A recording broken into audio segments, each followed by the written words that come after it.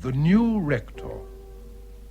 The novel by Stanley Weyman, dramatised for radio by Mollie Hardwick, starring Jeremy Clyde as Reginald Lindo, with Gabriel Woolf as Stephen Clode.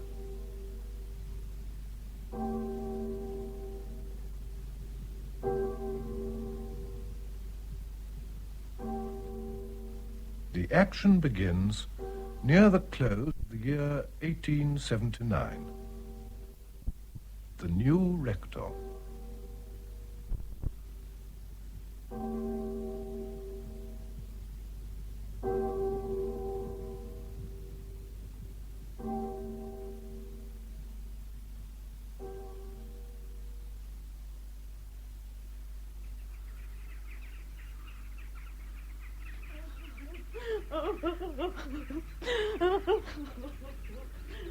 Poor dear Mr. Williams. We'll never get another like him in this town.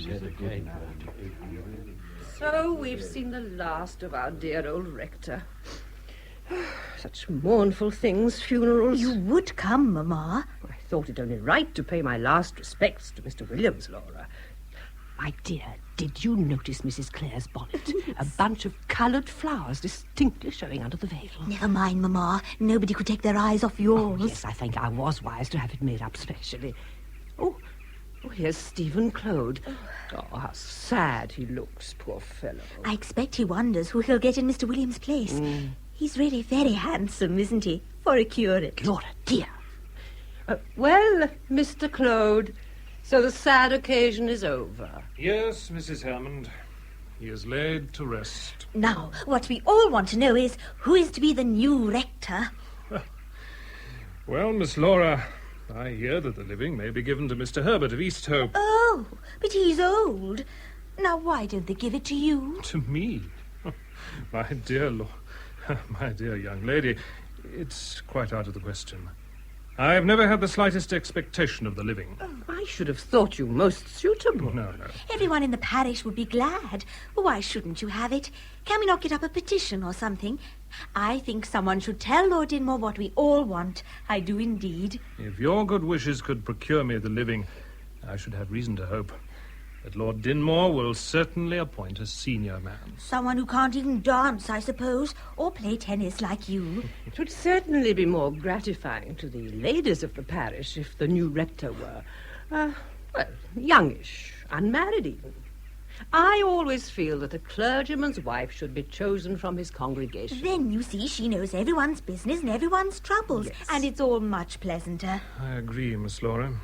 But remember, Lord Dynmore is an old man. His choice must be from among his own friends. Like Mr. Eastleigh. Ugh. Where is Lord Dynmore? Has anything been heard of him? On a hunting trip as usual, ma'am, but where, nobody knows. His solicitors think he may be in northern Canada. I shouldn't think he knows where he is himself, silly old man. Lord Dynmore is eccentric, there's no doubt of that. It's such a charming rectory. You could have delicious dances in the drawing room. At Christmas. At Christmas, of course, and the library is remarkably fine. But you're shivering, Miss Laura. You mustn't catch cold. How thoughtful you are, dear Mr. Clode. Come, Mamma, you know what they say about catching cold at funerals.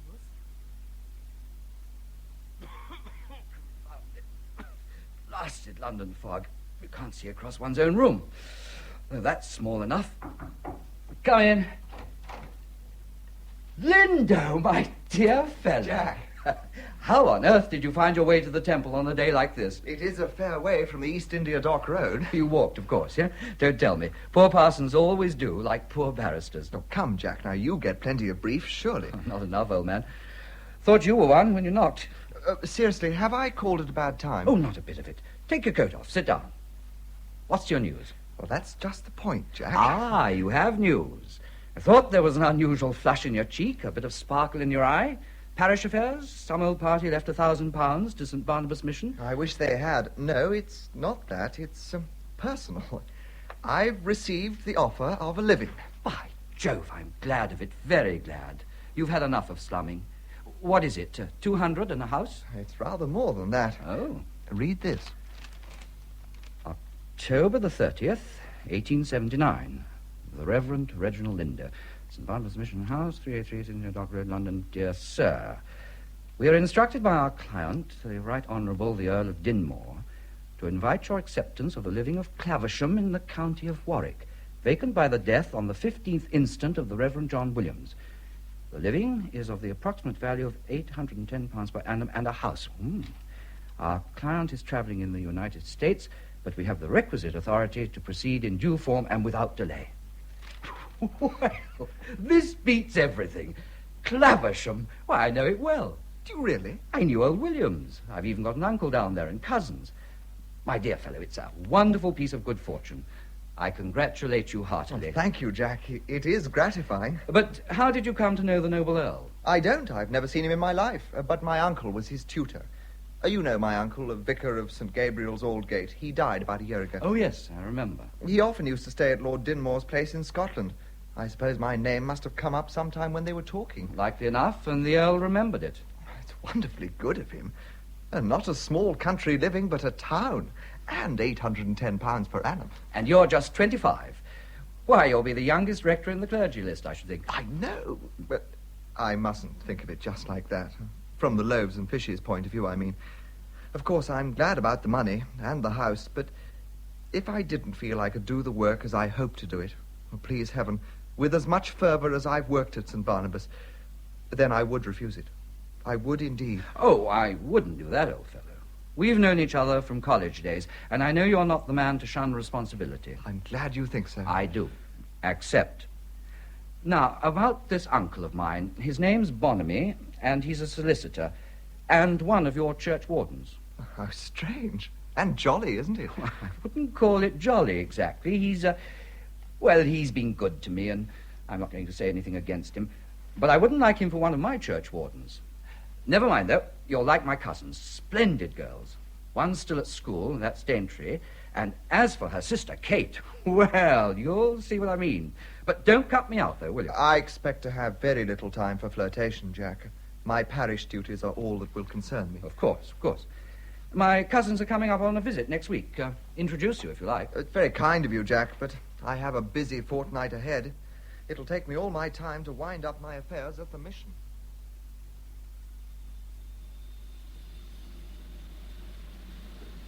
Come along, sir. Oxford train just leaving.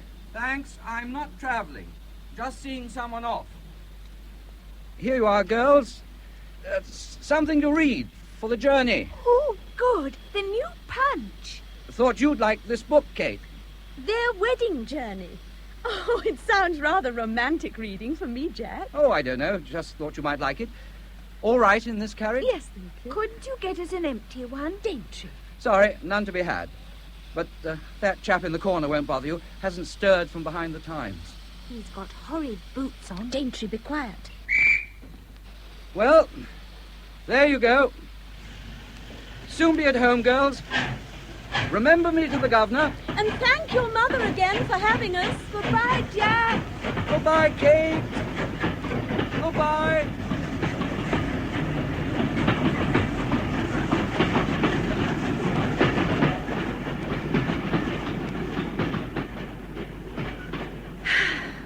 Well, that's that. Back to boring Claversham. Well, at least there'll be the new rector. Jack said he was nice. And clever. That was all, though. I wish he'd told us what he was really like. He hardly said anything. But I suppose men don't notice. Papa said in his letter that it was a pity a local man hadn't been appointed. Someone who knew the place and the old ways. Papa would. I say, Kate. What?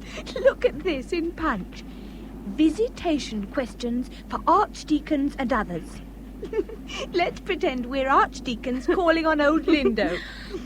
Are your services monotonous or musical? Do you turn your back upon your congregation, or does it turn its back upon you? How many threepenny pieces do you get in your collection? Do the pretty girls go to you or the curate for religious teaching? They'll go to Mr. Clode, of course. He's quite good-looking and young, even if he does only make sheep's eyes at Laura Hammond. I bet Mr. Lindo will be as old as beastly old Dr. Gregg. As old as... I beg your pardon. Oh, Jiminy, a clergyman. I beg your pardon, ladies, but I feel I should make myself known. I am Reginald Lindo. Oh! I should have spoken before when your cousin, my friend, Jack Rowley, saw you off. Well, it would certainly have been kinder, sir. I'm sorry, I don't know why I didn't speak. As it is, I have embarrassed myself and you. How can I apologize? Wouldn't the best way be to forget how our acquaintanceship began and pretend we've been properly introduced? Oh, quite the best way. Thank you, Miss Bonamy. And this is Miss Daintry, I believe. That's right. It's all Jack's fault, really. He made us think you were awfully old. And stuffy and pompous, you know. Daintry. Oh, what do you think of me now? I think the dogs would like you. Dogs? My dogs. Snip, Snap and Snorum. They're bull terriers. Read your punch, Daintry. Do you think you'll like Claversham, Mr. Lindo? I trust I shall. I don't think you will. Really? Why? Wait and see. Just you wait, that's all.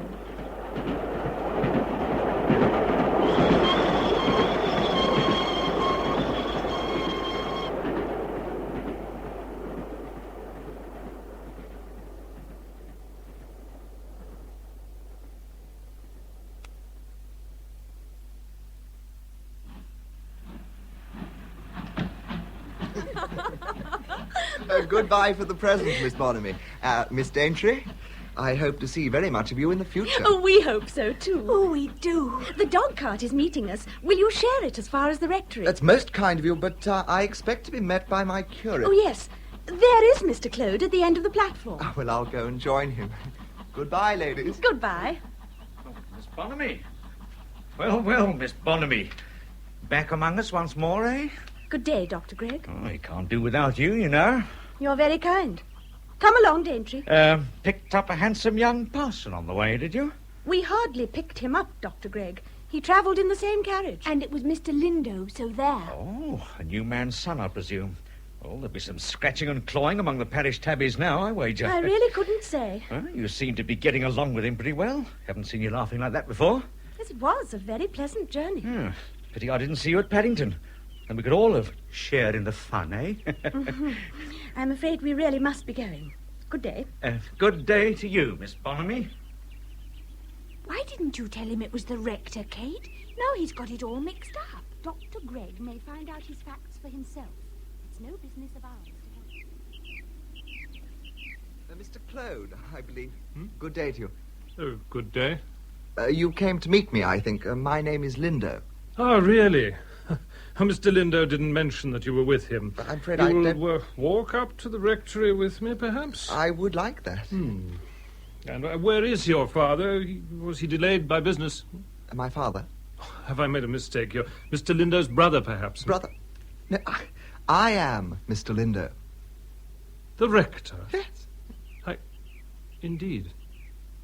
Indeed, I beg your pardon. I thought, I don't know why. Well, I mean, I'd expected to see an older man. I'm sorry you're disappointed. I begin to think that I am rather young, for you're not the first today who has made that mistake. Ah, I saw you leave Miss Bonamy and her sister. Yes, we travelled together. A charming young lady, Miss Bonamy. Well, you'll find the rectory a very comfortable house, warm and old-fashioned. Mr. Williams, housekeeper, has everything prepared for you. Well, then won't you dine with me? Oh, I was expected at my lodgings. Oh, do. I think we should make friends with each other as soon as possible. Thank you. I will, then. There's so much I have to ask you. I need your help and your advice. I have no knowledge of Claversham and its ways, and you have so much. You will help me, won't you? Of course, Mr. Lindo. You may rely on me. A very pleasant meal. Thank you. Won't you take some more coffee? No, thank you, no. Yes, I've always admired this library. Oh, this is charming. My prayer book. Yes, it is a fine binding. Reginald Lindo, 1850. Well, surely you didn't possess this in 1850. Hardly. I wasn't born until 54. No, the book was my uncle's. I was his godson, called after him. Is he alive? No, he died. Let me see, nearly a year ago. Your uncle was an old man, I take it? 64 when he died. He'd been Lord Dynmore's private tutor, you know, though they were almost of an age. Indeed. You knew Lord Dynmore through him, I suppose? No, never met him. I shouldn't know him from Adam. Ah, indeed. I think I will take a little more coffee.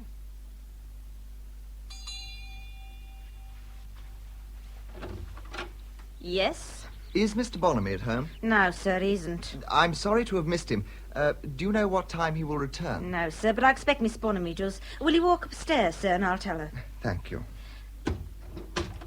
This way, sir. Mind the turn, it's dark. Oh, do be quiet, dogs. Daintry, get them downstairs. My father isn't in, Mr. Lindo. No, so I thought I... Oh, Daintry, you naughty girl. You've brought Snorham in. Well, he followed me. But you know Papa would be so angry if he found him here. But I only want him to see Mr. Lindo. You are unkind, Kate. You know he never gets a chance of seeing a stranger. You want to know if he likes me? That's right. Look, he does. He's laughing. Oh, is that what it is? Take him out, Daintry, right outside, and keep those other two out. Snip and Snap aren't as big as Snorham, Mr. Lindo. Jack gave me Snorham, and Snip and Snap are his sons. Quite a genealogy. Yes, and Jack was the Genesis. Genesis means beginning, you know. Thank you. I'll remember. Daintry, you must go downstairs if you're going to talk nonsense. Oh, all right. Come on, Snorham, we're not wanted. Well, now do sit down. I'm sorry Papa isn't in. I'll ring for some tea if you'd like some. Oh, please don't trouble. It was really you I came to see, I must confess. Your face and Daintry's are the only ones in this town that are not absolutely new to me. Yes, it must feel strange. It does. Aren't you going to ask me what I think of Claversham? I'd rather ask you in a month's time. Do you know, they're saying you'll only stay with us a year. A year? Why? Oh, don't you know the tradition? That as many times a clergyman sounds the bell at his induction, so many years he'll remain in the living. And you rang it only once. Did I? Well. Had I known, I should have told it at least 50 times. Clode should have warned me. How curious. I suppose he thought I knew. Oh, I remember now. The Archdeacon did say something afterwards. I didn't understand him. You know the Archdeacon, Miss Bonamy? Oh, no. Oh. Well, at any rate, you must know Mrs. Hammond and can tell me where she lives. She has kindly asked me to dine on Tuesday. She lives at the townhouse, up among the trees near the top of the town. You can't mistake it. Shall I have the pleasure of seeing you there? No, I don't know Mrs. Hammond, except a nod to. We don't know many people, Mr. Lindo, as you'll find out. I see. Oh, don't look so downcast. She's very pleasant, I believe, and comfortably rich. She entertains a great deal. Dances and tennis parties, that sort of thing. And Laura Hammond is very pretty and has a lot of admirers. One of them is your Mr. Clode, I believe. Really? Oh, well, in that case, I wish him luck, poor fellow. He seems strange. How shall I put it? Melancholy, withdrawn. Disappointed? Exactly the word. How clever you are, Miss Kate. Miss Bonamy, I mean. And how refreshingly charitable to your own sex. Well, charity begins at home, they say, and that is where you will generally find me. I could ask nothing better than to call on you, if you would... Oh, Papa. Mr. Lindo has called. So I see. Well, I'll leave you alone, then. Do.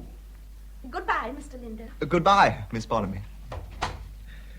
I'm extremely glad to make your acquaintance, Mr. Bonamy. I called because I particularly wanted to say something to you. As your church warden? Yes, and generally. Mr. Bonamy, I have heard that you weren't disposed to look on my appointment, the appointment of a complete stranger, I mean, with favour. Where did you hear that?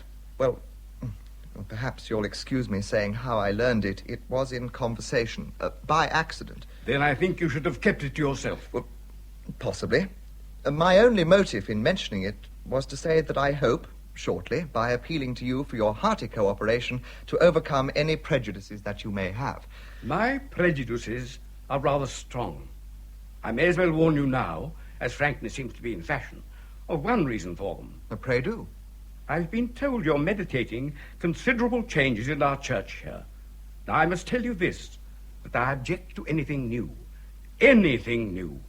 And not only new incumbents. But who told you that I meditated changes? Let's say that I learned it in conversation by accident. But it's untrue. Indeed. Glad to hear it. I'm not thinking of making any changes whatever. Unless you consider the removal of the sheep from the churchyard a change. I do. A great change. But surely you don't object to it. Well, everyone must agree that in these days, and in town churchyards especially, that the presence of sheep is unseemly. I don't agree at all. Neither did the late Mr. Williams. I don't think you mean what you say, Mr. Bonamy. You'll find that out when you turn out the sheep. Meanwhile, I bid you good evening.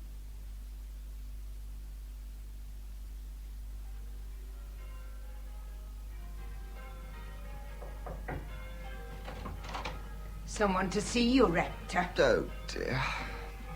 Anybody important, Mrs. Baxter? A stranger to the town, I think, sir. Not a gentleman. What does he want? I really must finish this sermon. I have to go out this evening. He won't say what he wants, sir, except to see you. Oh, very well. Show him in. Yes, sir. In there, sir.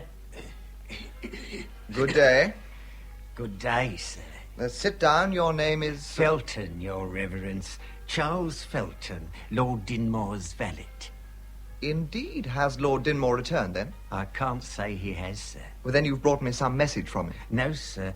If you'll pardon me, it's about myself, sir. I'm in a bit of trouble, and I think you'd help me if you heard the story. I'm quite willing to hear it. Well, sir, I wasn't very well out there, sir, and his lordship, he's an independent kind of man, thought he'd be better by himself. So he gave me my passage money and board wages for 3 months and told me to come home and take a holiday until he returned to England. Yes? But on board the boat, I'm not excusing what I did, sir, but others have done worse. I was led to play cards with a set of sharpers, and the end of it was that I landed at Liverpool yesterday without a halfpenny. Oh, that was bad. You need help, I suppose. I want something to live on until his lordship comes back. But why come to me? Why not to Lord Dynmore's steward, or his agent, or his solicitors? Well, they'd tell of me, and likely enough I'd lose my place. I still cannot see why you came to me. Because you're Rector of Claversham, sir. Which is my lord's gift, as you know, sir. Yes, but... I came here, sir, expecting to meet an older gentleman, a gentleman of your name, a gentleman known to me. And I find you. I see you, do you see, where I expected to find him. You mean my uncle, I suppose? Well, sir, that's as maybe you know best, but that's how the case stands, and seeing it stands so, I hope you'll help me. I do hope on every account that you'll see your way to help me. I don't understand your manner, Felton, but I'm willing to help you. Of course, I shall expect you to repay me when you're able. Oh, I'll do that. You might have added thank you. Thank you, sir. I will allow you 10 shillings a week. On loan, of course. You can keep yourself on that, I suppose. Oh, it'll help, sir. There you are. Oh, you're very kind, sir. A real good-hearted gentleman. Mr. Lindo... Oh, I beg your pardon, Rector. I thought you were alone. Come in, Clode, come in. Our friend here is leaving. You can send me your address, Felton. Good day. Good day, sir, and thank you. Someone out of luck? Yes. Didn't care for his looks much. He's not local, is he? He's respectable enough. In fact, he's Lord Dynmore's valet. Oh. Has Lord Dynmore come back? Nobody sent the man home. The silly fellow lost his money on the boat coming over and wanted an advance until his master's return. Why on earth did he come to you? Oh, I don't know. He did, and there's an end of it. I suppose I'd better put my cash box away before Mrs. Baxter accuses me of putting temptation into my parishioner's path. Yeah. This is an ingenious little cupboard, don't you think, Clode? Very. One would hardly notice it among the bookshelves. It comes in useful for petty cash and a few private papers.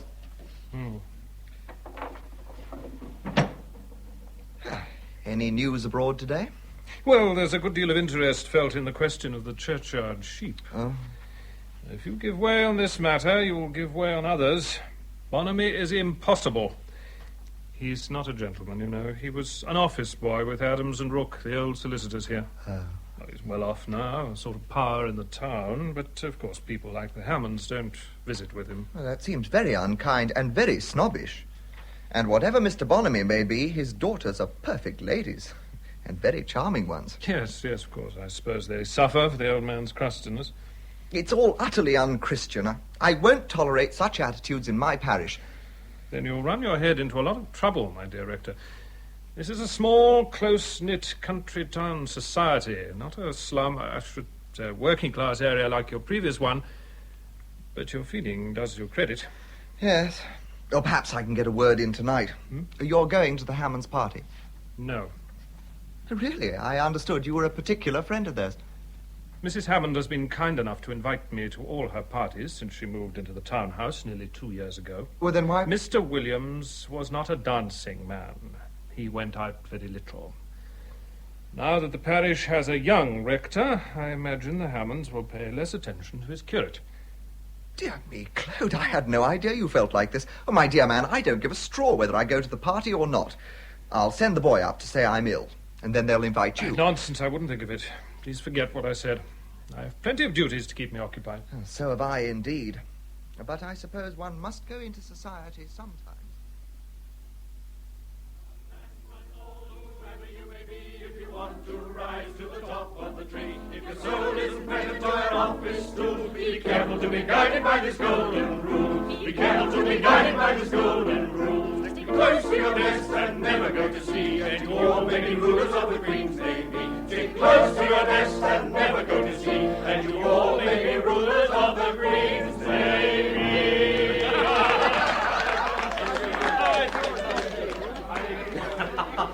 Splendid.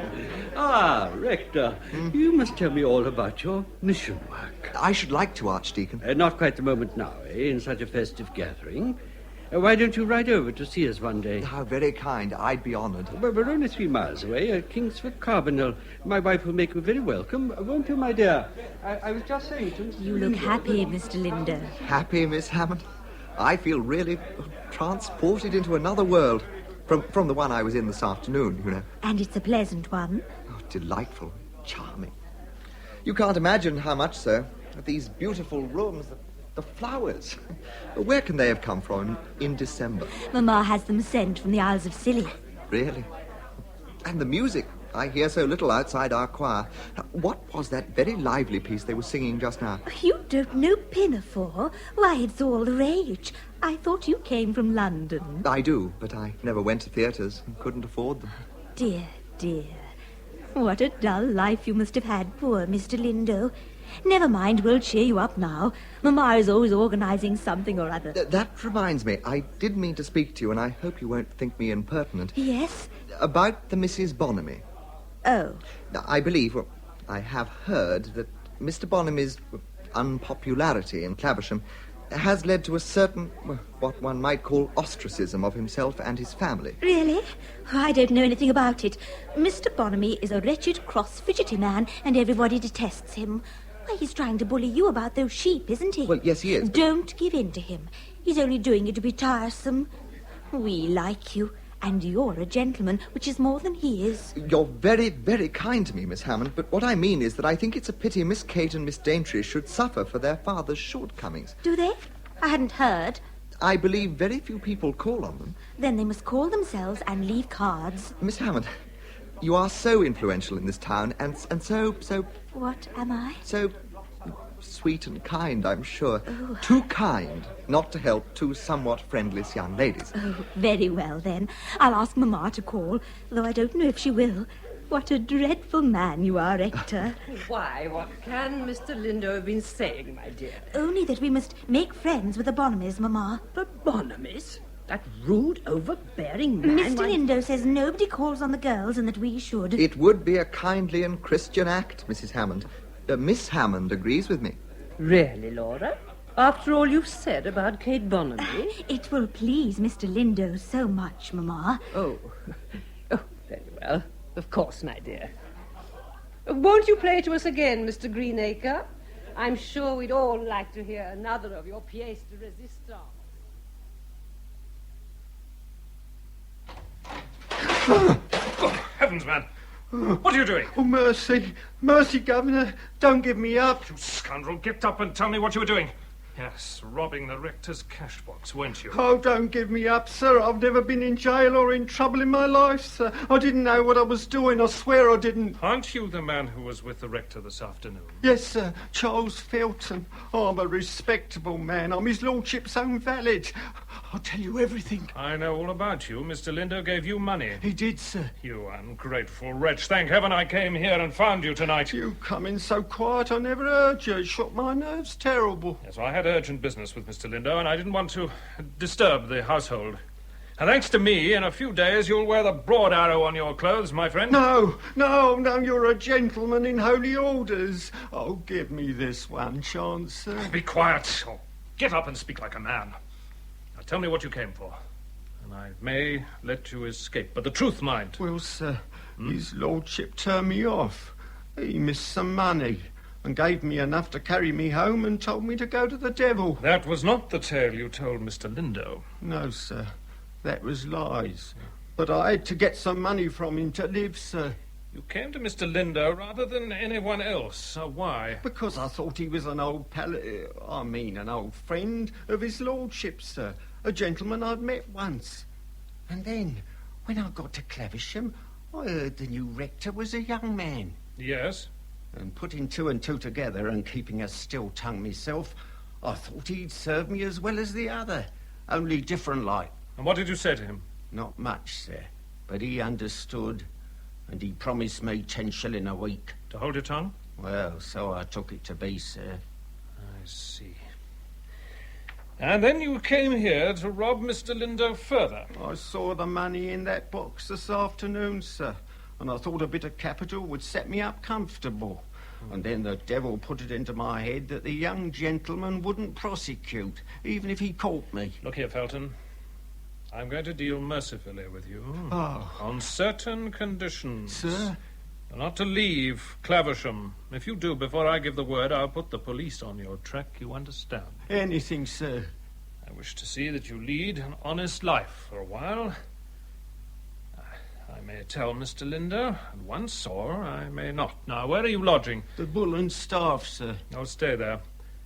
And since you're living on the rector's bounty, you may say so. Anything you want, sir. And I'll go. And take nothing with you. It's all there, sir. I've took none of the gold, nor touched none of the papers. Good. I'll be off with you. Oh, I'm very grateful, sir. Now. Quick. Parish accounts. Parish accounts. Here we are. This is the letter. Messrs. Gans and Baker, the Reverend Reginald Lindo. Dear sir, we are instructed. Clode? What are you doing, man? It's all right. I'll explain. I expected you before. Oh, the dickens you did. Yes. Oh, yes. I'm glad you didn't come. But what is my cash box doing out? And my papers? Now, I can explain the whole thing. Do? The fact is, I've taken a good deal on myself, and I'm afraid you'll blame me. I came across to borrow a book from you just before 11. The lights in the rectory were out, but to my surprise, the front door was open. As I found it just now. Exactly. Well, I had misgivings, and I looked into the hall. I saw a streak of light under the library door, and I came in softly and then threw open the door, and I saw a man in here. Did you indeed? Who was it? Well, that's just what I can't tell you. He got away then? No. Then where is he? I let him go. You let him go? Well, may I ask why? Mr. Lindo, he's a parishioner of yours. It was his first offence, and I believe him to be sincerely penitent. I believe, too, that the accident of my entrance saved him from a life of crime. I may have been wrong. I dare say I was wrong, but I cannot go back upon my word. The man's misery moved me. I thought what I should have felt in his place. And I promised him in return for his pledge that he would live honestly in future, that I would not betray his name to anyone, even to you. Well, when you do a thing nobly, my dear fellow, you do it nobly and no mistake. So, you don't blame me? Oh, no, indeed. He's taken nothing, I suppose. Oh, no. I was putting things straight when you came in and startled me. The papers are in a mess, I'm afraid. It's my own fault for letting him see that the cupboard key was kept in my drawer. Well, a lesson. Yes. Well, you had a pleasant party, I suppose. Very pleasant, yes. The Miss Hammond really spared no pains to entertain me. I was almost embarrassed by her kindness, I can tell you. Indeed. What a pretty creature she is. I must say I'm glad I came to Claversham, in spite of Bonamy and his miserable sheep. I'm so pleased. Well, good night. Well, good night, my dear fellow, and thank you for all you've done. Pray don't mention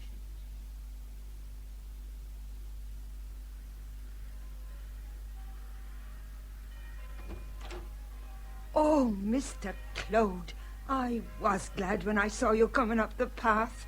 Have you seen Mr. Lindo? Why, no, Mrs. Baxter isn't here at home. No, sir, he isn't. He went over to Holberton yesterday with Mrs. and Miss Hammond to stay with the Humphreys. He never came back last night. Have you inquired of the Hammonds? Oh, yes, but all Mrs. Hammond could say was that he should have followed them, and she supposed that he was here. Oh, who's to take the service? There's only you, sir.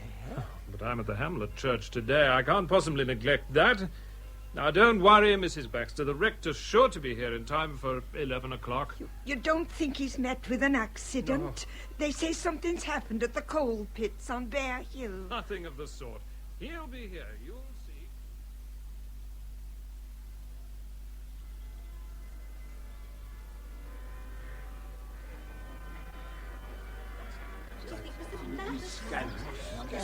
Earl? 9 minutes late beginning, and then the shortest sermon in living memory. Ah, but Bonamy, he's been studying hard, poor fellow. Reading the devil's books all night. Looks like it anyway, with the night's growth of beard on him. That's what comes of having a young man always getting about the country. I've always thought Miss Laura Hammond to be no better than she should be. You suppose she did return last night, or... I think you're both very uncharitable. Kate. How do we know the reason for Mr. Lindo's lateness or his looks? He may have been ill. He didn't send for me if he was. You should reserve judgment until you know the facts, Dr. Gregg. That will do, Kate. Are you the lawyer in this family, or am I? I'm sorry, Papa, but it makes me angry to hear Mr. Lindo spoken of like that when he can't speak for himself. Well, here he is. Let him speak. Why trouble about him? Let him go, for the damned dissipated parson he is. And the sooner the better, I say. I'm much obliged to you for your good opinion, Dr. Gregg. I imagine I was meant to hear it. It's no concern of mine what you hear, sir. I should be still more obliged to you if you would swear elsewhere. Not in my churchyard. Oh, how dare you? Why, you young puppy, I think the least said soonest mended. Eh, Lindo? It's a pity you didn't think so before, Mr. Bonamy. Do you only come to church to backbite? Do you only come to church when it suits you? You were late for service. And if I was?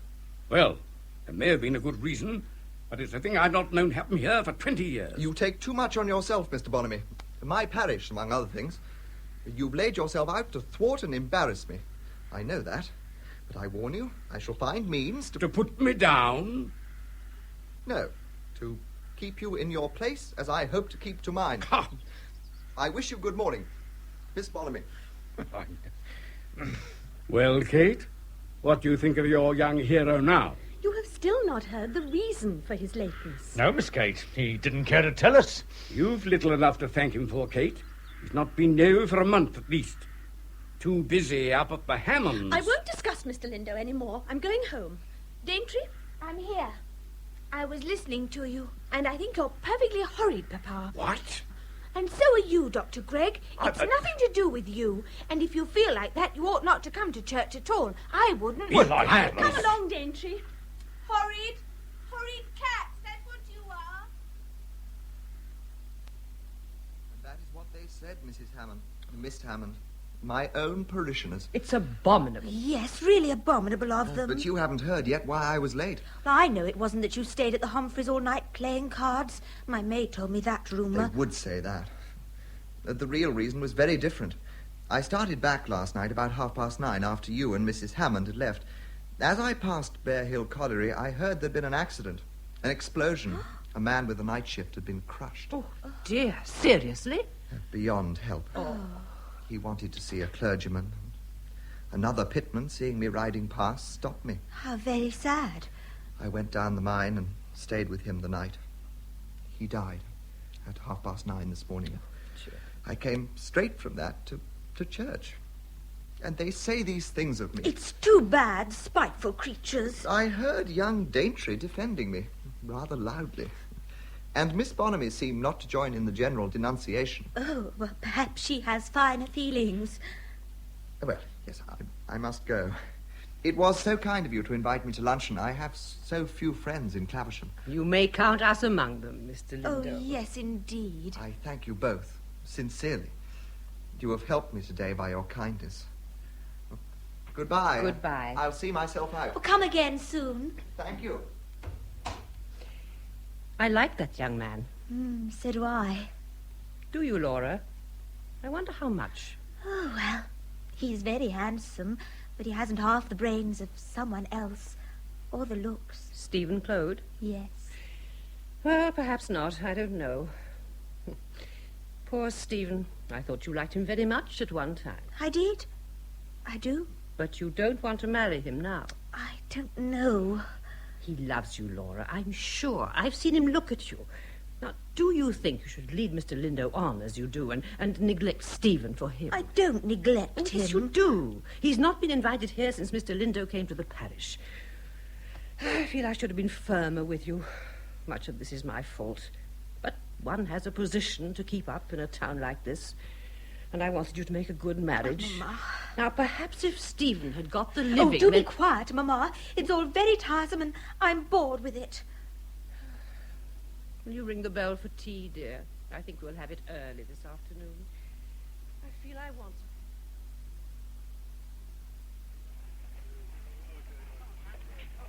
Morning, Doctor. Morning, Clode. The very man I want to see. Oh, why? What is this absurd story about the rector and you? There's not a word of truth in it, I imagine. How can I tell until I know what it is, eh? Why, the quarrel in the churchyard. All an invention, I suppose. It's no invention that Lindo was abominably rude to me. Rude? Oh, that's certainly his way. It's a damned unpleasant way. Why did you not answer him back? I'll answer him back all right with a riding crop next time he talks to me. Now, Doctor, I've just been to your house. Huh? What's the trouble? Well, my younger girl's a little out of sorts. Would you mind stepping in and seeing her? Oh, very well. Though I do have a very long list of visits this morning. Thank you. Well, Mr. Clode, so you've made up your minds to fight, eh? I'm not sure I understand you. You haven't seen Lindo this morning? I haven't seen Mr. Lindo this morning, no. You don't know that he turned the sheep out of the churchyard after breakfast, and half of them were found nearly a mile away down Warwick Lane. I didn't know. Well, it's a fact. Of course, he gave the churchwardens notice to remove them a fortnight ago. We didn't comply because we say it's our affair, not his. I tell him from me, the only question in my mind is the action we take. You mean a complaint to the Archdeacon? Perhaps. We'll see. I wonder if the doctor knows anything about this. I'll have a word with him. Miss Kate and Miss Daintry are in the drawing room, Doctor, if you'll step inside. Yeah, of course, of course. Well, well, well. So my little patient isn't even in bed, eh? Daintry felt she would be more cheerful down here. She can look out at the street. It's dull upstairs. Perhaps you would look at her here, Doctor. I don't want looking at. I believe I'm the person to tell you that, young lady. Now, let's see the tongue. Daintry, that's not polite. And the pulse. Yes, very good, very good. Now, any temperature? Yes. Not a bit of it. Now, what are our symptoms, eh? I've got a beastly headache, and I've been sick 4 times. I'm feeling sick again now, since you came in. Oh, well, it's better out than in, eh? No, there's nothing seriously wrong with you, young lady. I wish you had it, then. Can you prescribe anything for her, Doctor? Oh, certainly, certainly. But may we step into the other room? Oh, of course. Though I'm afraid there's no fire lit. Oh. There's nothing serious the matter with her, then? No, nothing at all. Something she's eaten, I suppose. No, the matter is with me, Miss Kate. With you? Yes. And you are the cause of it. I? Oh, really, Doctor? No, don't be frightened. You must have known for a long time what I think of you. Oh, indeed I haven't. Well, you easily might have known. But the long and the short of it is that, I want you to marry me. To marry you? No, hear me out, please, and don't answer in a hurry. If you like, you can have until tomorrow to think it over. No. Oh, very well, as you like, but Well, I hope it doesn't need very much thinking over. I'm not a rich man, but I am decently off. Oh, it isn't that. Now, don't buy a pig in a poke, eh? Now, you've been to my house, Kate, and, well, if it's not quite as large as this, it is a great deal more lively. Or you'll see people there you'll never see here, nor will see while your name's Bonamy. Now, don't you think you could say yes at once, my dear? Oh, no, I couldn't. I couldn't indeed. I'm very sorry. Oh, come, I think you can, Kate. Naturally, you're bashful. No, I'm afraid it's out of the question, Dr. Gregg. I don't think you understand, Kate. The house is ready, and the furniture and the servants, they're all ready for you whenever you please. It's an offer not many would make you, you know. Oh, come, Kate, don't be a little fool. Don't touch me, please. I have said no, and I'll say it again. Indeed, I'll be as plain as you have been. I don't like you as a wife should like a husband, nor otherwise than as a friend. A friend? Well, you can keep your friendship. I didn't ask for that. I have nothing else to give you. Oh, you wouldn't have said that a month ago, would I you? would indeed. Oh, no, you'd have sung a very different tune if I'd whistled you before this niminy-piminy parson showed his face here. How dare you? Oh, I'm not an absolute fool, you know. Well, I've one last thing to say to you. Your parson won't be much of a catch, and we've stripped him of the living he's no right to, and proved him the swindler that he is. I don't know what you mean. Well, then you're about the only person in the parish who doesn't. Mr. Lindo is nothing to me, or I to him. But I will not listen to slanders about him, and I will not listen to any more of your insults. Go along. Get out of this house. When I have said one more word... You won't say it. You'll go now. Daintry. You leave the room, child. I shan't. But you will. You'll go now, as Kate tells you. And if you don't go before I count 3, I'll fetch the dogs. Now, look here, miss... 1. Kate... 2. Are you going? Or shall I fetch Snorham? Well, Oh, all right. Damn it, I'll go.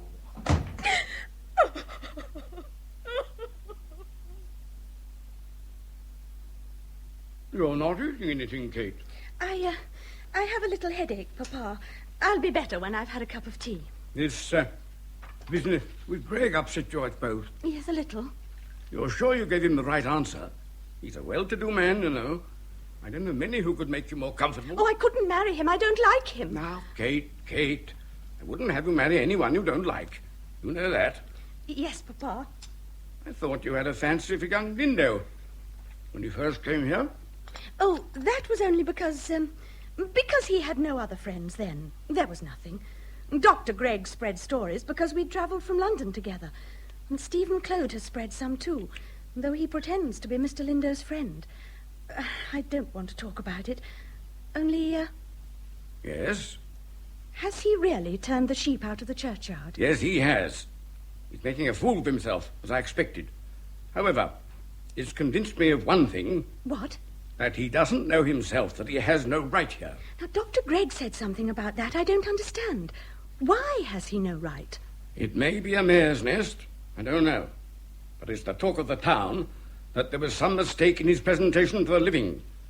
There's a disreputable fellow at the Bull and Staff who's said to be getting blackmail money from him. I don't believe it. I'm not sure that I do. But if Lindo lived quietly and made no enemies, very little might be said when the mistake came out. But as it is, well, if good fortune's turned his head, and he's made a spectacle of himself with a Hammond set. Could you not give him a word of warning? I? Why should I? What business is it of mine? I suppose not.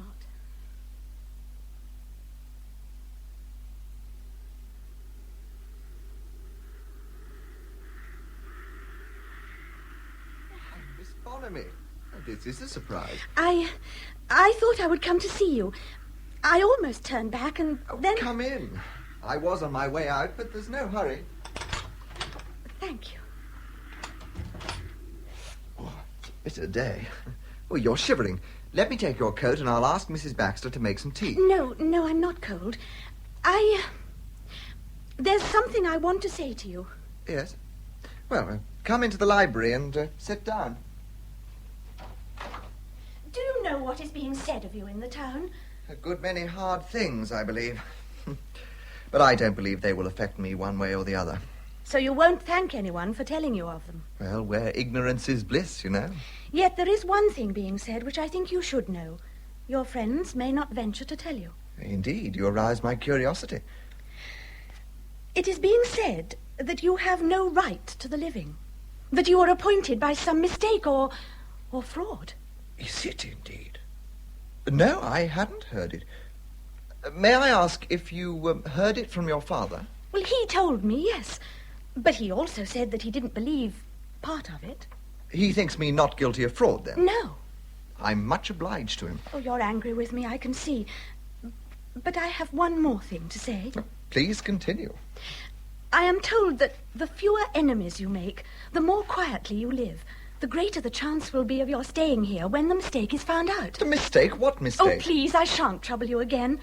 I only want you to know that those who have cause to dislike you, I don't mean my father, feel that you're playing into their hands and will use all the disagreements as weapons against you when the time comes. Really?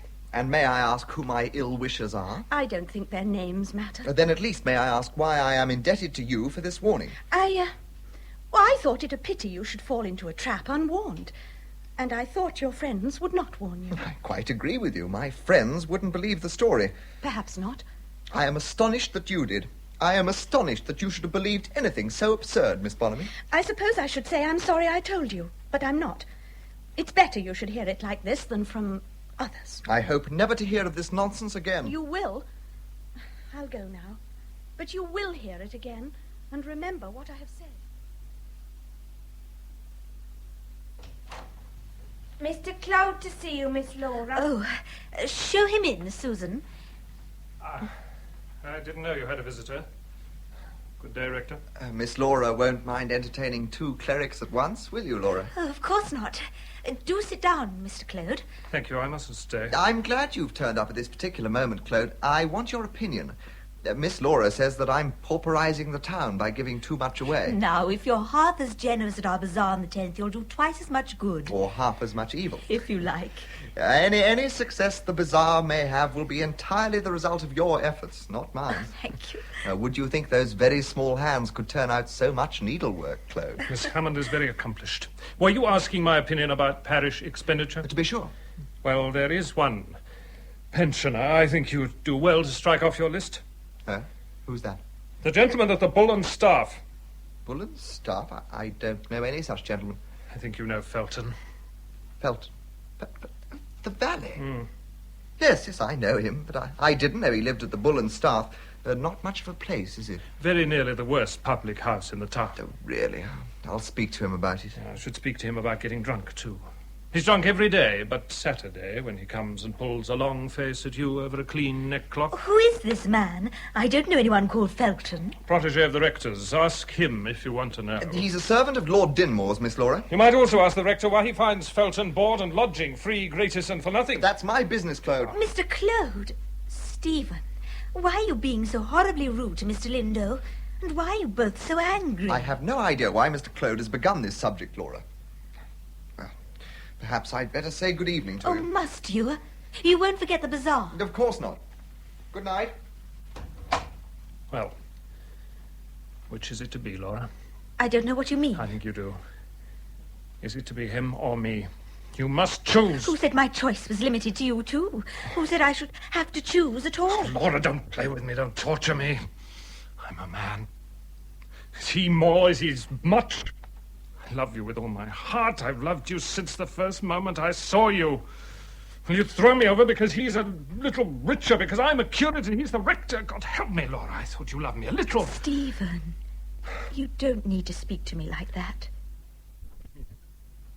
Do you mean you... Please, give me a little time. I want to think something out. No, I want your answer now. You must hear me, Stephen. I know people think I'm a sleepy little doll, but I do have feelings. I do care for you, Stephen. Oh, my darling. No, do listen. You see, I'll tell you, though I wouldn't tell anyone else. Mr. Lindo hasn't made any proposal to me. I've no reason to think he's fond of me at all. Then why... Don't think badly of me for saying this, Stephen.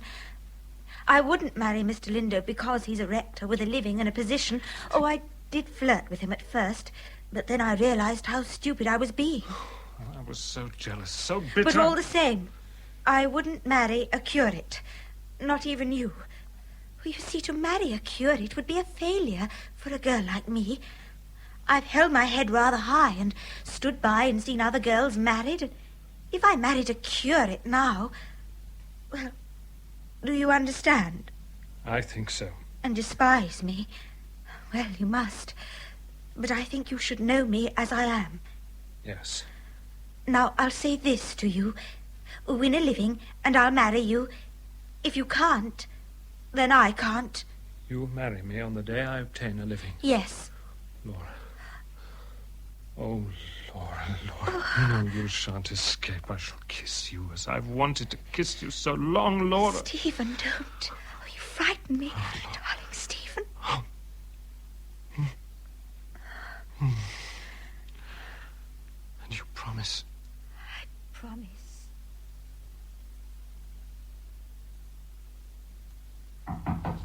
Clode?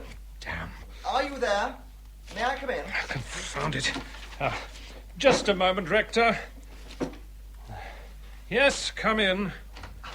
I'm sorry to disturb you in your lodgings. I see you're busy. No, just sorting some papers. I'm afraid our encounter this evening was unfortunate. I was out of sorts. Oh, don't trouble yourself about it. That isn't why I called. I came to tell you the news. What news? Why Bonamy served me with a writ. Hmm? At this hour of the night, too. A writ for trespass in driving out those wretched sheep. Oh. And it's in the Queen's Bench Division of the High Court of Justice and all the rest of it. Well, what will you do? Oh, fight, of course. That's why I came to see you. Now, didn't you tell me you knew the Archdeacon's lawyers in Birmingham? Why, yes. Won't you sit down? It's much warmer over by the fire. Oh, no, I'm in haste. Just write the address down for me like a good fellow. Yes. Any scrap of paper will do. Yes. Let me see. Yeah.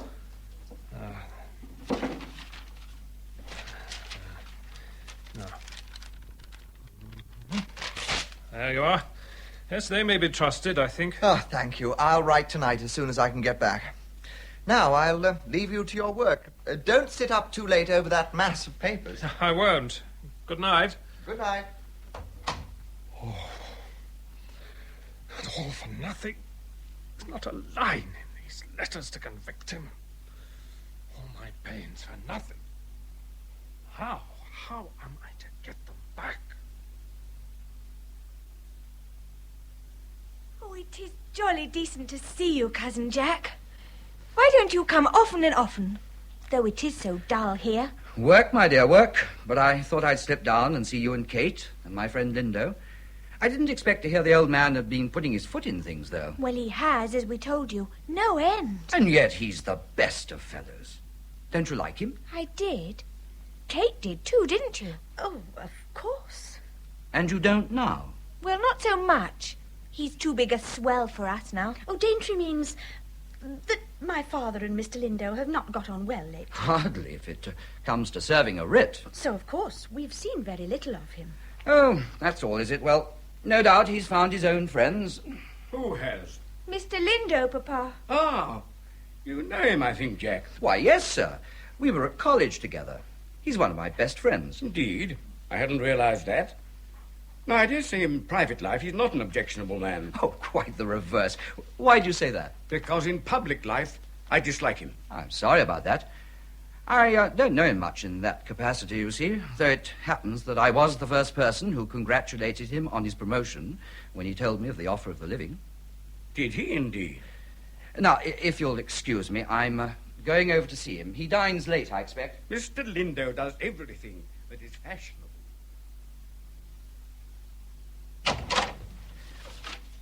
What do you think you're doing? Who's that? I've called to see Mr. Lindo. Oh, what a start you gave me. I am Mr. Lindo's curate. I was putting back some parish papers. So I saw. I'm afraid your nerves are a little out of order. I was startled. Yes, I'll just lock the cupboard and then I'll leave you to yourself. But I'm afraid if you wish to see the rector, you may be disappointed. He was to spend the evening at Mrs. Hammond's. He may not be back before midnight. Then I must call another time. If I see him first, may I give him any message or your name? You might say Jack Rowley called. Mr. Rowley, yes. Well, you'll be certain to see him tomorrow if you go to the bazaar at the assembly rooms. Really? Then I'll make a point of going.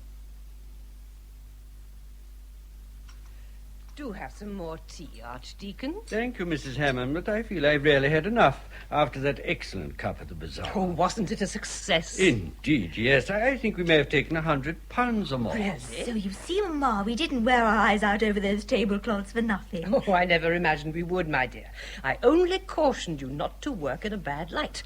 For it's such a disfigurement to a girl to have to wear spectacles. Don't you agree, Archdeacon? Oh, I do. I always say that a lady's bright eyes are her fairest jewels. Yes, now, now what is the phrase I'm looking for? Lord Dynmore, madam. Good heavens alive! Why, Lord Dynmore, this is most kind of you. What a pleasant surprise. How do you do? Well, you all look very festive here. Right. We've been at a church bazaar, Lord Dynmore. I think you should have been there to patronise it. We didn't know you were in the country, but we sent you a card. Never heard a word of it. But you must have got the card. I sent it to you at the hall. Never set eyes on it. Did you, Archdeacon? Looking very well. I may say the same of you, my lord. You had good sport? Oh, capital. But it won't last my time. In 2 years, I won't be ahead of Buffalo in the States. Oh, by the way, saw your nephew. My nephew? Yes, had him up to dinner in Kansas City. Good fella, very good fella. But, Lord Dynmore, you must be thinking of someone else. I haven't got a nephew. No? Oh, it must have been the Deans, or perhaps it was old Canon Frampton's. Anyway, it's a good fella. Excellent fella. There have been changes in the parish since you were here. Poor Mr. Williams is gone. Yes, to be sure. Poor old chap. He was a friend of my father's. Now you're a friend of mine. In his place. Oh, I remember now. Yeah. I meant to see Lindo before I called here. Oh, I'm expecting him every minute. Yeah? Oh, yes. Capital. He's a good fellow now, isn't he? Sure you ought to be obliged to me for sending him such a cheery soul. Oh, indeed, yes. Yeah, he's not so very old. Well, not too old. Miss Laura. Young. For his years. If you like to put it that way. Mr. Lindo, ma'am. I'm afraid I scarcely deserve any tea. I'm so late. Lord Dynmore is here. I don't think you've seen him. Oh, well, I have been looking forward for a long time to this meeting, Lord Dynmore. To be sure. Pleased to meet you. Have you just returned to England? Came back last Saturday night. Where's Lindo? Why didn't he show up? Thought I heard someone say he was here. Lord Dynmore... But this is... What? Where's she? You're not one of his curates. Made a mistake then, I beg your pardon. But where is he? This is the rector, Lord Dynmore. Oh, no. I mean the old rector. My old friend. He's forgotten Mr. Williams is dead. Nothing of the kind, dear lady. Bless me soul, do you think I don't know whom I present to my own livings? Thought this gentleman was Lindo's curate, that's all. I'm afraid we are at cross purposes, Lord Dynmore. I am not my own curate because, if I may say so, I am myself Reginald Lindo, whom you were kind enough to present to this living. To Claversham? Yes. You say you're Reginald Lindo? Well, certainly I am. Then, sir, I say certainly you are not. What do you mean by saying that you are? Huh? What do you mean by it? But, Lord... Who are you, sir? Answer me that. I think you must be mad, Lord Dynmore. I am as certainly Reginald Lindo as you are yourself. But who made you rector of Claversham? The bishop on your presentation. That's quite true, my lord. It's a lie. I presented a man nearly 3 times his age to here, man of 60. It's an old friend of mine. Oh, promised him the living years ago. Well, if this man has letters of presentation, I didn't give them to him. Lord Dynmore, you will answer for these insinuations. If there has been an error, the fault was not mine. An error, you call it, do you? Well, let me tell you. Lord Dynmore. One moment, Lord Dynmore, if you please. What? If there has been a mistake, I fully believe it is not our young friend's fault. A few questions will make it clear. Oh, well, I'll ask your questions then. He won't answer them. I think he will. Now, Mr. Lindo. Here's Mr. Clode. Just at the right moment. Do I interrupt? Shall I go? No, please stay. Lord Dynmore, this is Mr. Lindo's curate. He may be able to help us.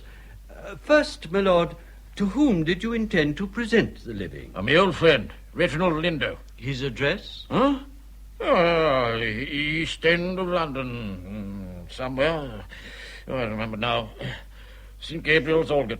He was my uncle. He died a year ago, last October. He died? Yes, died. Your lordship keeps a watchful eye on your friends, it seems. Good heavens. Yeah. Oh, yes. I remember now. I had heard. There was a letter came when we were in camp. We had some Indian trouble, moved on, forgot about it, I suppose. Oh, dear. My uncle died a year before the presentation was offered me by your solicitors. Lord help us. You are a clergyman, I suppose. You insult me, Lord Dynmore. Oh, you're a fine one to talk of insults. And you in my living, without a shadow of title to it. Excuse me, I think I can answer for Mr. Lindo there. Yes, Mr. Clode? When Mr. Lindo came here, I expected an older man. He happened to mention that he'd lost an uncle of the same name, and it occurred to me then that it was just possible there might have been a mistake. But I'm sure that he had no suspicion of the kind himself. Nonsense! Is it possible that he had none if you had? Is it possible that a man who had his dear friend's death announced to him should forget the news in a year and think of him as still alive? You scoundrel, you puppy. You're going to give up my living? No. No? If you had treated me differently, my answer might have been different. Now, though the mistake was yours, you've accused me of fraud. You've dared to ask me whether I am a clergyman, though I have been ministering to the people in this parish for months. You've insulted me grossly, and so have put it out of my power to resign. But I order it. I acknowledge no authority in you. I am subject to the bishop and him only. Give me my hat. Let me get out before I swear. Oh. I've never been so insulted in my life. Never. Now, let me get out. Oh, Lord Dynmore. Well, what an old bear. Oh, dear. This is a very strange business, very. Perhaps, Rector, we should have a little talk. I think I'd better go. You'll excuse me, I'm sure, Mrs. Hammond. Of course. Good night. Poor young man. I'm absolutely sure he knew nothing about it. And so am I. It is difficult not to think so. And yet I fear he will be forced to resign. Oh, surely not. Lord Dynmore is a very opinionated man, and he has strong feelings about the Claversham living. I wonder if you know Clode. Perhaps I should not say this, but we're all friends here. I wonder if you know how near you were to having the living. I? Yes. I believe only one thing stood between you and it. And that was? A promise. The Earl's promise to his old friend that he should have this living.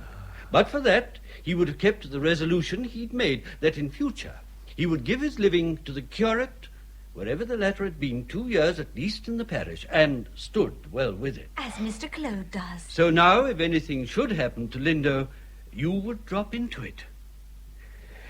Well, perhaps I've said too much and should take myself off before I commit more indiscretions. Yeah, I'll come with you if I may. Good night, Mrs. Hammond. Good night. Laura. Good night, Stephen. Good night. Oh, poor Mr. Lindo, the pity of it. Think of the income, and such a house as it is. It is a nice house. That wretched old man, it was all his own fault. Oh, I think he's half mad. There's the view from the drawing-room windows. He ought to be ashamed of himself. And the hall, with a Persian rug or two, it would be as good as an extra room. What hall? Oh, at the rectory. Of course. Upon my word, Laura.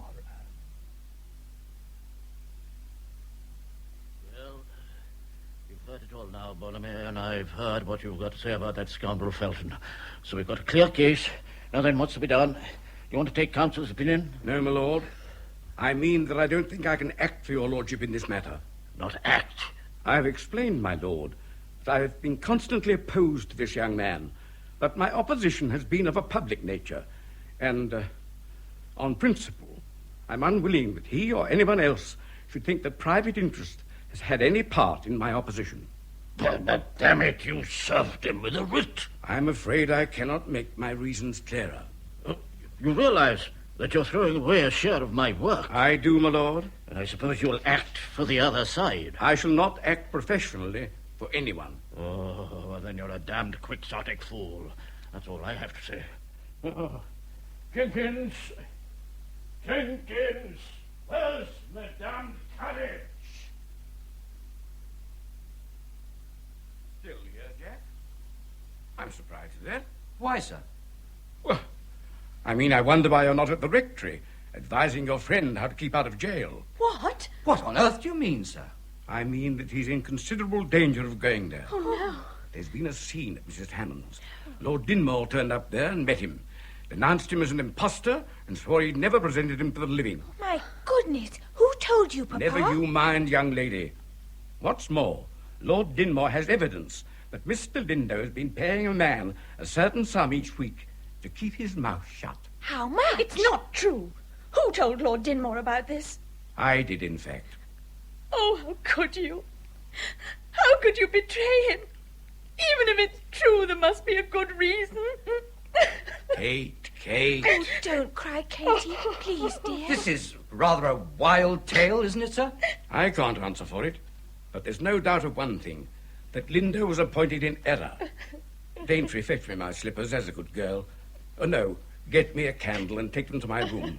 Time I was in bed. And you. Yes, Papa, but poor Kate. Oh, Jack will talk to her. Come along. Kate. Kate. Is there no hope for me, then? No, Jack. But he doesn't care for me. No, quietly. There's a dear girl. I'll tell you what. I think I'll go round and see him. Oh, not about... No, of course not. But he's in trouble. I ought to be with him. Will you tell Uncle in case I'm late? My dear Jack, I'd ask you to sit down and have some whiskey, but I don't know whether I should. Lord Dynmore says it isn't mine, even the decanter. I should take a chance on that, and I'll have mine neat. Thanks. Good health. Now, I want to help you as a barrister. Of course, your bona fides at the time you accepted the living is the point of importance. You didn't see the solicitors, the Earl's people, did you? No. So their letters conveyed all you knew of the living and the offer? Exactly.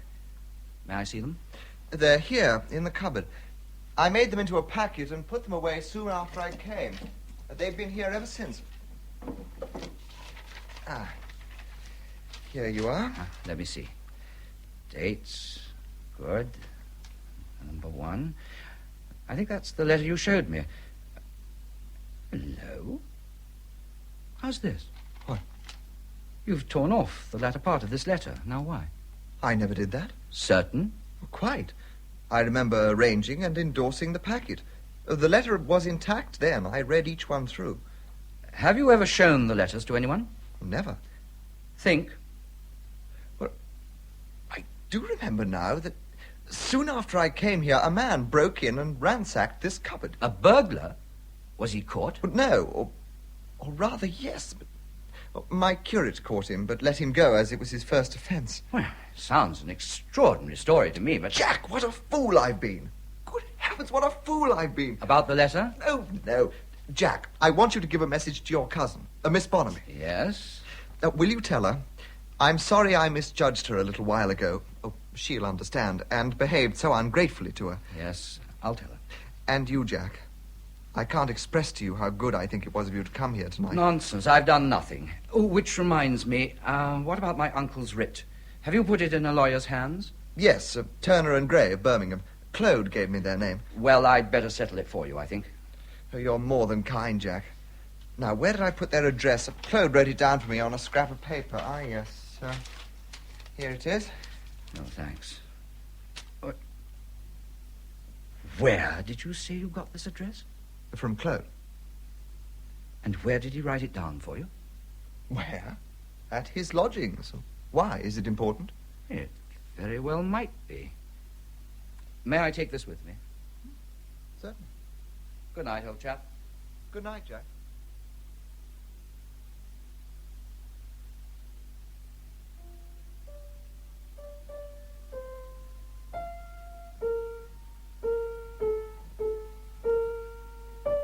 Mr. Lindo, Daintry told me you were here. Oh, Kate, don't let's waste words. You got my message from Jack? Yes, and it made me very happy. I felt I must come personally, however. I owe you a very deep apology for my rude thanklessness. Please, don't say any more about it. I've been very stupid, very blind. When I first came down to Claversham, when we travelled down together, I thought things were going to be very different. It has been my fault that my path has been a rough one. I see now how wrong I've been. Will you tell your father that, for me? Although he is acting for Lord Dynmore. But he isn't. Not acting? Why? Do you know? No, he tells us very little. But I don't think he is such a bad friend to you as you suppose. Oh, I'm glad. Very. The Archdeacon thinks I ought to resign. Do you? Oh, how can I judge? But you must have heard more than I have. Now tell me what you think, Kate. I think you should judge for yourself and not depend on anyone's advice. Try to do right according to your conscience. I shouldn't talk to a clergyman like this, should I? Yes, if he hasn't the sense to follow his own teachings. Oh, very well. I shall use this advice to better purpose than the last you gave me. Mr. Lindo, will you... What? Anything? Not anything, just come and tell me what you have decided. I promise that. Faithfully.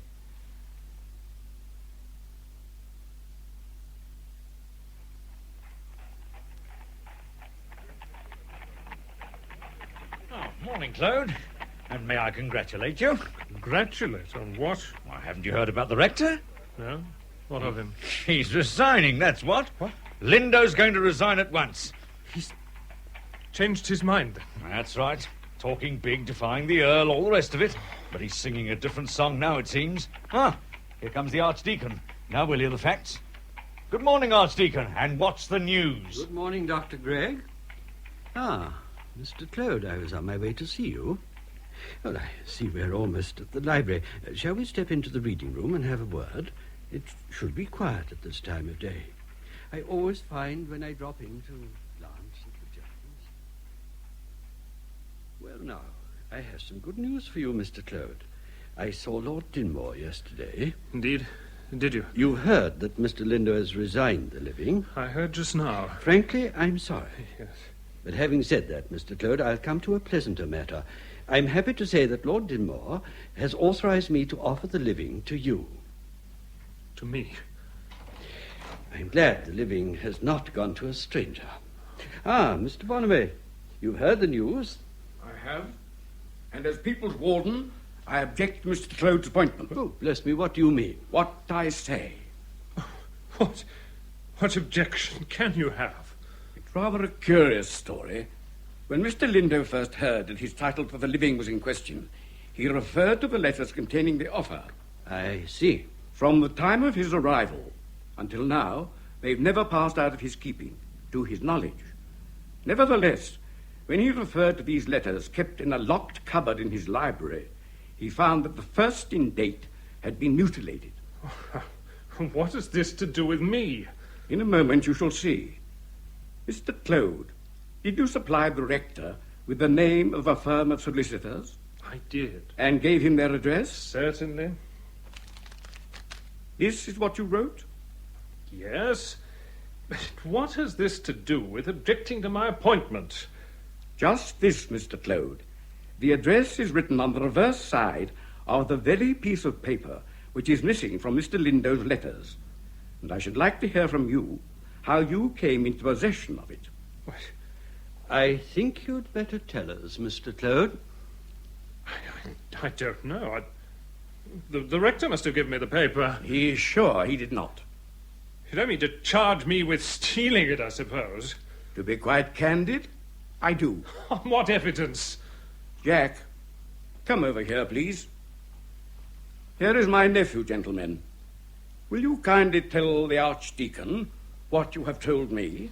It is only this, Archdeacon. When I went to call on the rector the other night in his library, I saw Mr. Clode replace something which looked like a packet of papers in a cupboard. Oh, that's a lie. I thought he seemed strangely upset when I spoke.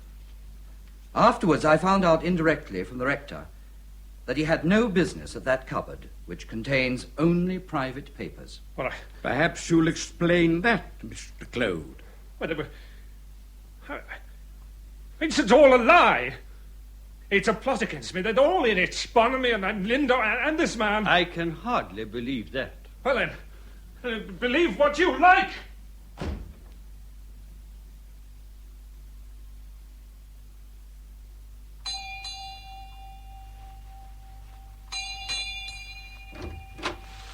Who is it? I can't see you. Laura. Oh, Stephen. Why, you're drenched. What a terrible night. Come in. I want to speak to you, Laura. Oh, do take that coat off. You'll catch your death of cold. Oh, your poor hands. What is it? What's the matter? Oh, everything. Everything. I've been walking about all day since morning. Oh, you look so wild and strange. Let me get you some brandy. No, Laura. I'm leaving Claversham. Leaving? Yes, tomorrow. I've been within a hair's breadth of getting the living and I've lost it. Oh. Through my own fault, I know that. I've been foolish, worse than foolish. I've been found out, that's all. Oh, Stephen, Laura. I'm so sorry, so sorry. Have you no more to say than that? What more do you want?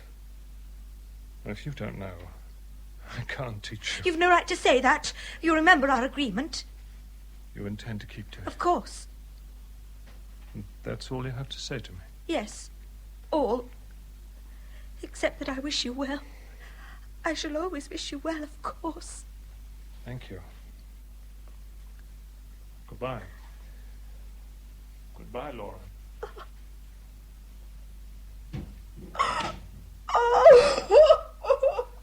My dear girl, what is it? He's lost the living. He's going away tomorrow. Stephen? And you let him go? Yes. You little fool. Don't call me names. I call you a fool because you are one. Stephen Clode may not be much of a clergyman or of a man either, from what I've seen of his behaviour to the rector. But whatever he may be, he is the man you love. Don't. Oh, yes. Even your stupid old mother can see that. Oh, I blame myself very much in this. I've brought you up to be worldly and foolish, and a fine job I seem to have made of it. Well, my eyes are open now, and I tell you, Laura, to think again, or your life will be ruined. I shan't. Believe me, you will. Now, send for Stephen, Laura. Tell him you'll go with him, that you don't care whether he's a curate or a bishop. But he has faults, and so have you. Perhaps you can learn to cure them together. I can't change my mind now. I won't send for him. I think you will, my dear. I think you will.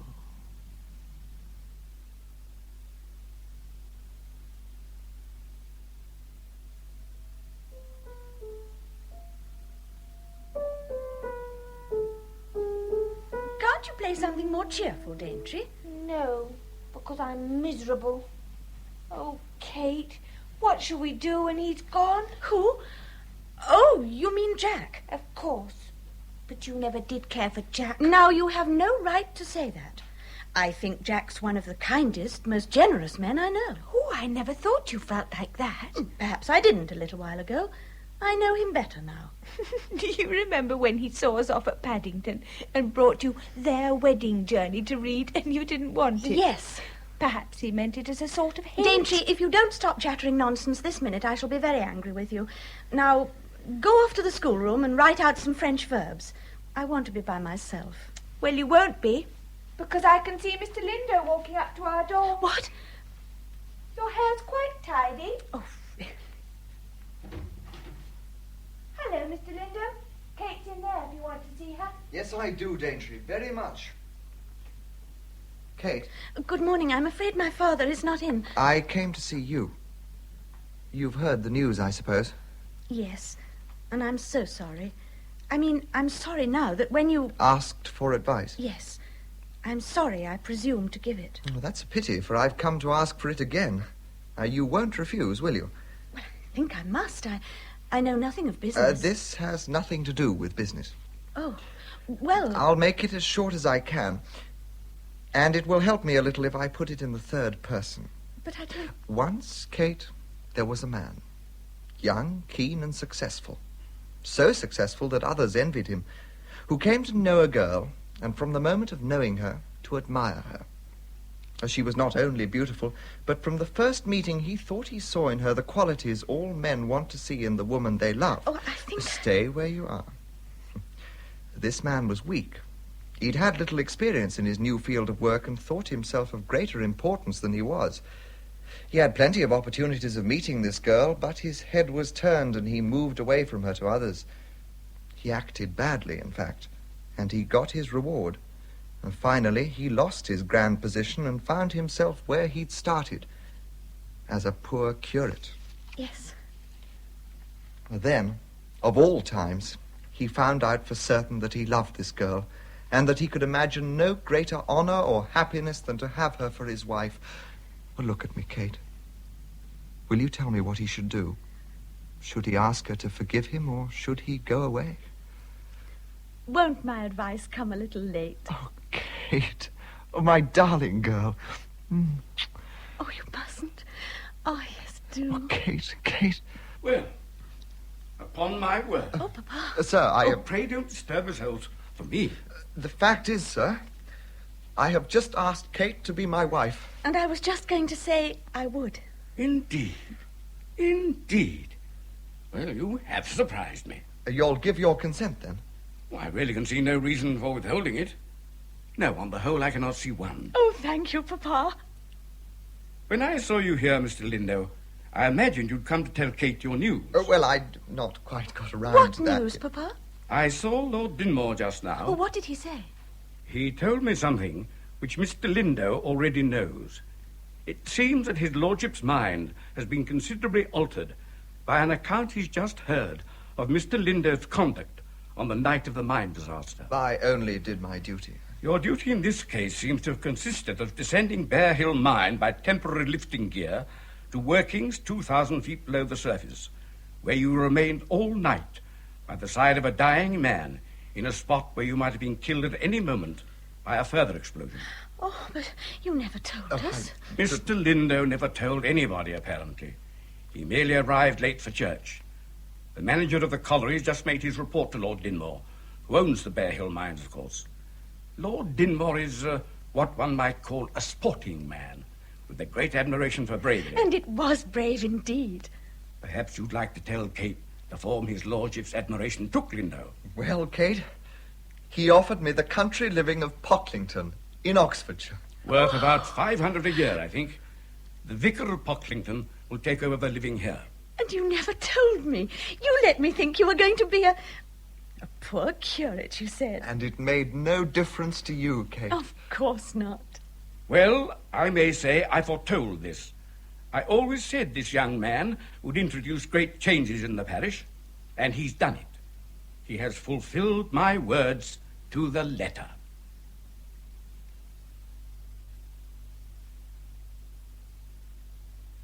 In The New Rector, Jeremy Clyde played the part of Reginald Lindo, and Gabriel Woolf was Stephen Clode. Mrs. Hammond was played by Cecile Chevreau, Laura Hammond, Alexa Romanis. Jack Rowley, David Enders, Mr. Bonamy, Wilfred Babbage, Kate Bonamy, Mary Chester, Daintry Bonamy, Pat Pleasance. Dr. Gregg, Roger Delgado, Mrs. Baxter, Marjorie Forsyth, Felton, Louis Stringer, the Archdeacon, James Thomason, Lord Dynmore, Hayden Jones. The pianist was Arthur Tatler. The novel by Stanley Weyman was dramatised for radio by Mollie Hardwick and produced by Graham Gould. The play will be repeated on Monday afternoon on Radio 4 at 3:15. Jeremy Clyde is now appearing in Conduct Unbecoming at the Queen's Theatre, London.